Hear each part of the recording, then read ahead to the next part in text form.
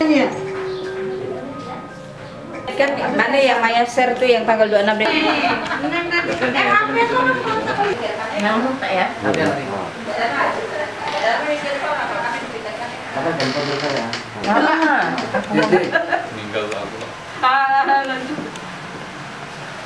Dah lanjut dah. Oke. Dah, wes. Dah, Oke.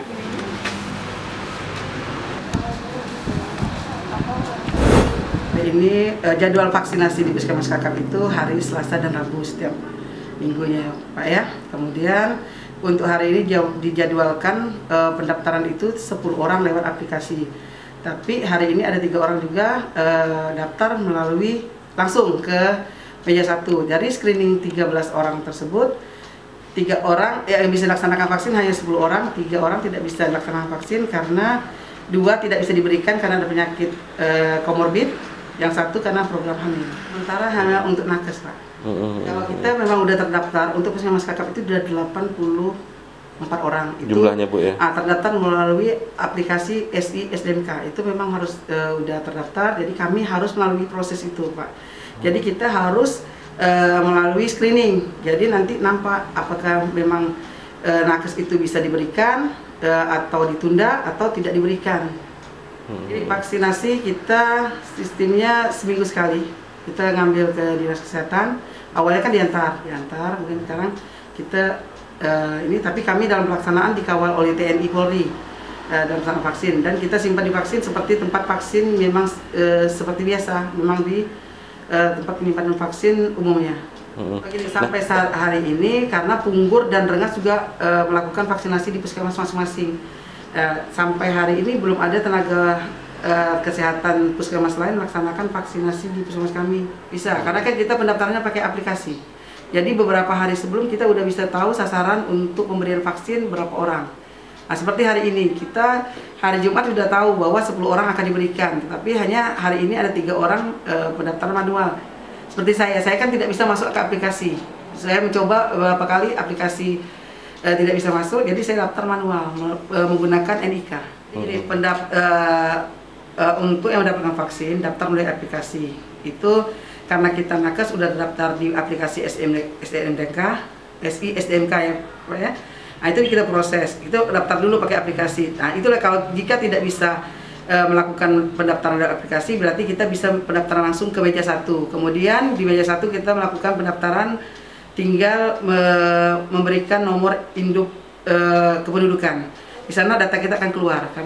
Setelah keluar data itu baru kita proses ke meja 2. Meja 2 itu screening. Screening di Puskesmas Kakap dilakukan oleh dokter. Di sana dokter akan melakukan screening, akan ada 16 pertanyaan. Kemudian kita yang akan divaksin akan membuat pernyataan bersedia untuk melaksanakan vaksin.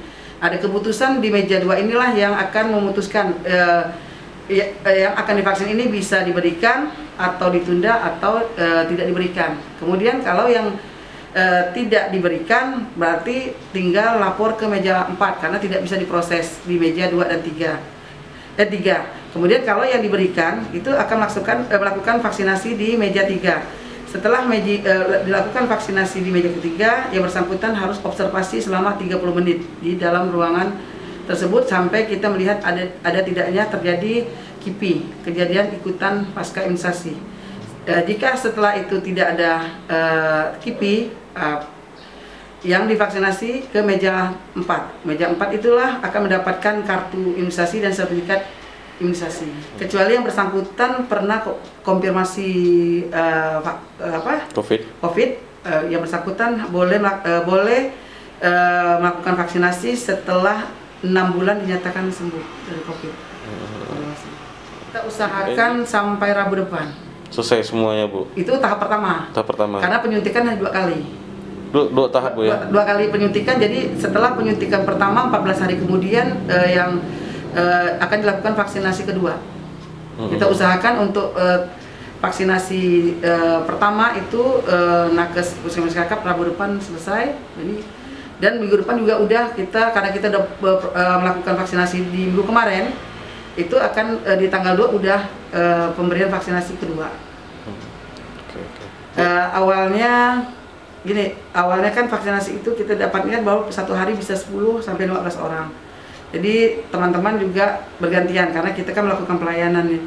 Kita khawatirkan di saat pelaksanaan mungkin terjadi KIPI atau ketidaknyamanan kan. Jadi biar pelayanan kita tetap berjalan dengan baik untuk pasien. Jadi kita bertahap. Jadi ada waktu renggang istirahat untuk teman-teman yang melakukan vaksinasi apabila diperlukan. Tidak boleh ada keraguan lagi di masyarakat dan mari kita bersama-sama keluar dari era pandemi ini. Ya.